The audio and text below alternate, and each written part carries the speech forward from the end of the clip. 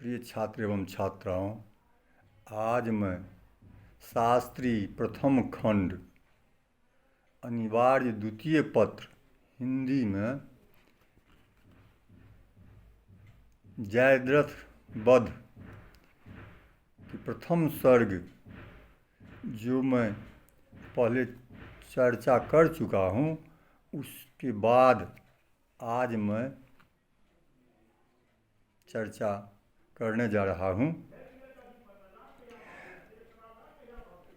पद इस प्रकार से हैं। यों विकट विक्रम देख उसका धैर्य रूप खोने लगा, उसके भयंकर वेग से अस्थिर सभी होने लगे। हंसने लगा वह वीर उनकी धीरता यह देख के, फिर यों वचन कहने लगा त्रितुल्य उनको लेख के। यह विकट शक्ति को देखकर शत्रु के धैर्य खोने लगते हैं और उसकी भयंकर वेग से सब शत्रु दल अस्थिर होने लगते हैं। ऐसा देख करके अभिमन्यु हंसने लगा। उसकी वीरता, उनकी धीरता को देख के फिर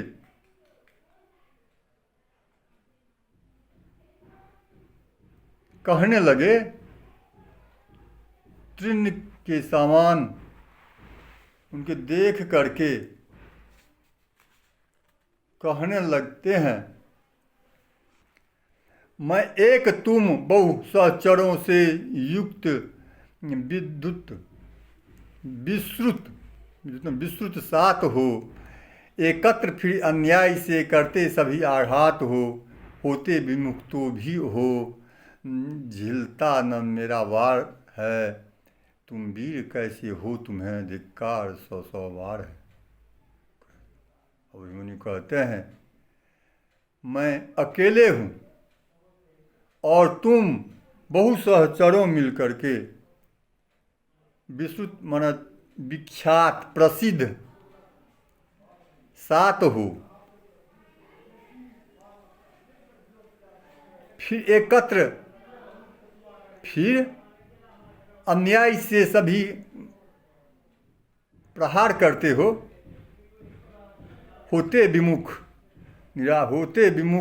विरुद्ध तो भी हो, झिलता न मेरा बार है, बलपूर्वक प्रवेश करना, प्रहार करना, यह तुम वीर का काम नहीं है। तुम वीर कैसे हो, ये तो वीर का काम नहीं है, लेकिन तुम वीर कैसे हो, तुम्हें धिक्कार सौ सौ बार है, तुम्हें सौ सौ बार धिक्कार है।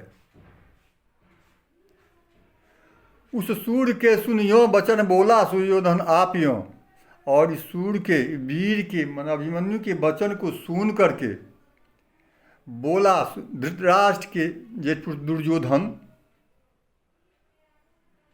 बोलते हैं, हे काल अब तेरा निकट करता अनर्थ आलाप क्यों करते हैं कि तेरा काल निकट आ गया है, तुम क्यों आलाप करते हो।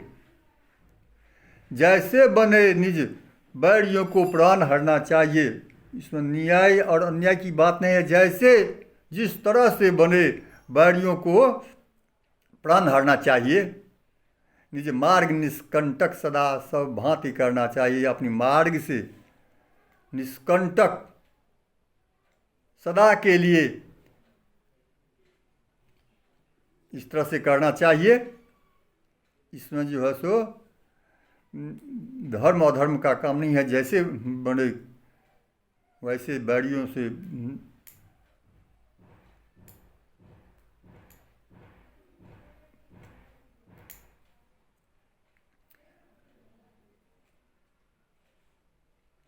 निज बैरियों को प्राण हरना चाहिए। ये कथन तेरे योग्य है।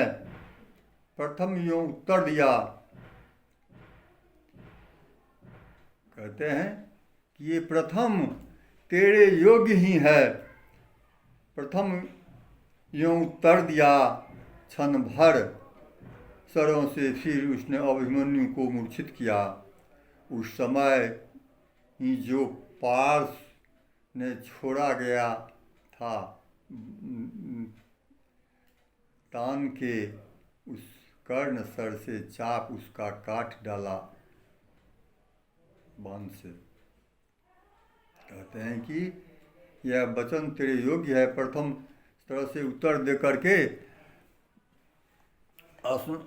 फिर उसने अभिमन्यु को मूर्छित किया। उस समय जो भी पार्स से छोड़ा गया था बाण, उसे कर्ण अपनी सर से उसको काट डाला, बाण को खंडित कर दिया। उस हालत में भी अभिमन्यु बाण छोड़ते हैं और कर्ण जो है सो काट देते हैं। तब खींच कर खग फिर वह रक्त हुआ रिपुनाश में। चमकी प्रलय की बिजलियाँ घनघोर सम्राकाश में। पढ़ाए वह आलोक मंडल अल्प ही मंडित हुआ। वंचक विपक्षी वृंद से वह खग भी खंडित हुआ। कहते हैं कि तब जो है सो जब वो चाप को काट देते हैं कर्ण के द्वारा, तब खींचकर खग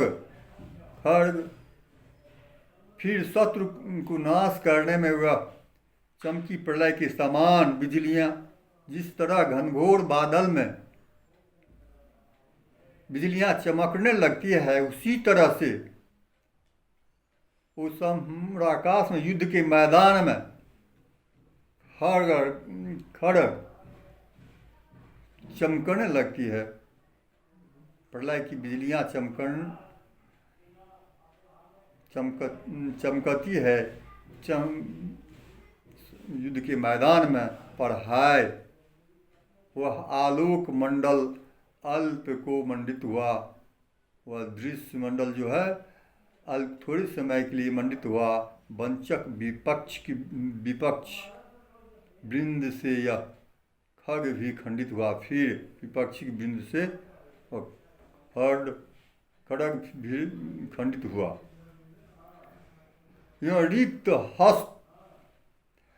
हस्त माने खाली हाथ। वह रिक्त हस्त हुआ जहाँ वो वीर रिपु संघात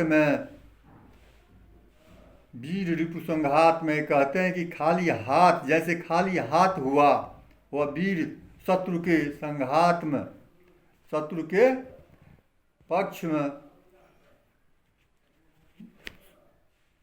शत्रु के युद्ध में घुसने लगे। तब शत्रुओं के बाण उसके गात में, उसके बाद शत्रुओं की बाण उसके शरीर में घुसने लगे। और पांडु वंश प्रदीप यों शोभित हुआ उस काल में।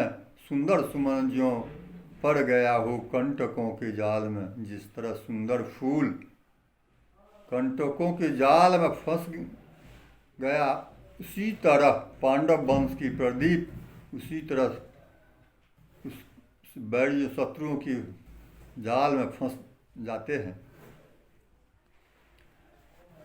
और संग्राम में निज शत्रुओं को देखकर यह नीचता, अपने संग्राम में शत्रुओं की यह नीचता देख करके कहने लगे यों वचन दृढ़ युग करो की से नीचता।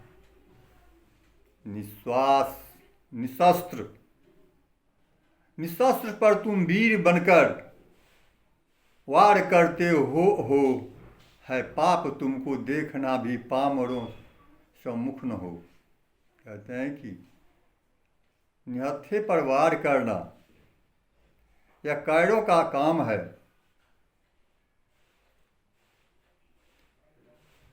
निशस्त्र पर तुम वीर बनकर वीर वार करते हो, है पाप तुमको देखना भी पामरों के नीच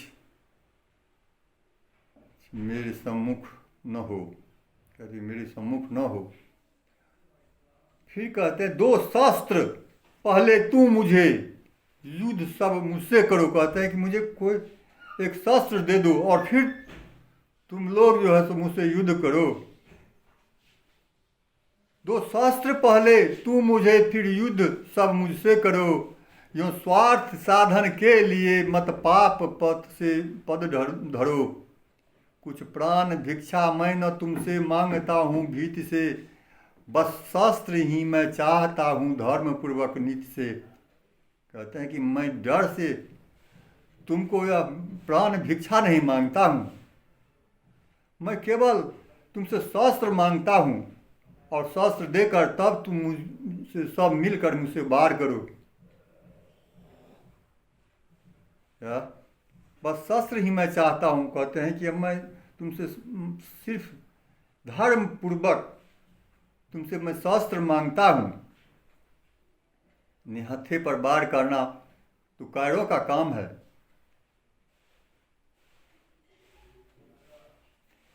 इसके बाद फिर कहते हैं कर में मुझे तुम शस्त्र देकर फिर दिखाओ वीरता, देखूं यहाँ फिर मैं तुम्हारी धीरता गंभीरता। हो सात क्या 100 भी रहो तो भी रुलाऊं मैं तुम्हें, कर पूर्ण रन लिप्सा अभी क्षण में सुलाऊं मैं तुम्हें। वह पूर्ण घायल अवस्था में भी अभिमन्यु कह रहे हैं मुझे हाथ में तुम शस्त्र देकर अपनी वीरता को दिखाओ और देख लूं यह फिर मैं तुम्हारी वीरता और गंभीरता। वो साथ क्यों, अभी तो तुम साथ ही हो।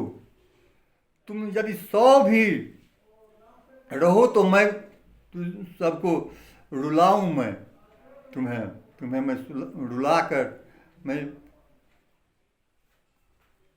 सबको मिटा दूंगा। कर पूर्ण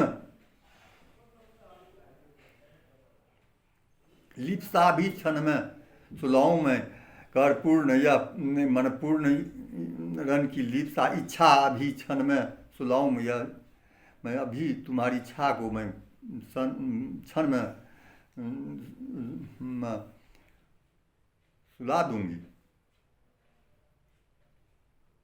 निशस्त्र पर आघात करना सर्वथा अन्याय है। कहते हैं निशस्त्र पर आघात प्रहार करना सर्वथा न्याय है, स्वीकार करता बात यह सब सूर्य जन समुदाय है। कहते हैं ये सूर्य समुदाय में यह बात सर्वथा न्याय है, पर जान कर भी इसे आती न तुमको लाज है। कहते हैं यह सब तुम सब जानते हो पर भी तुमको यह लज्जा नहीं आती है। होता कलंकित आज तुझे सूरवीर समाज है, तुम आज से सूरवीर समाज में तुम कलंकित बन जाओगे। इसलिए निशस्त्र पर तुम आघात करना अन्याय है। मुझे शस्त्र देकर तुम फिर मुझसे जो है सो सामना करो, तब मैं तुम्हारी वीरता को देखूंगा। हे फिर आगे पंक्ति है, हे नीच ये सब सूर पर आचार्य तुम आचार्य हो, बड़वीर विद्या विज्ञ मेरे तात शिक्षक आर्य हो। फिर आज इसके साथ तुमसे हो रहा जो कर्म है मैं पूछता हूँ वीर कारण में यही क्या धर्म है। ये नीच ये सब आचार्य को कहते हैं, तुम बड़वीर विद्या में विज्ञ हो और मेरे पिता के शिक्षक गुरु हो आर्य हो। फिर आज इसके साथ तुमसे हो रहा यह कर्म जो तुम कर्म कर रहे हो क्या मैं पूछता हूँ वीर कारण में यही क्या धर्म है। कहते हैं कि वीर में यही क्या धर्म है। इसके आगे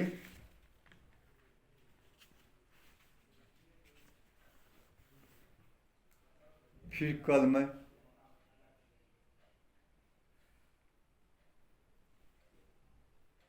प्रथम सर्ग का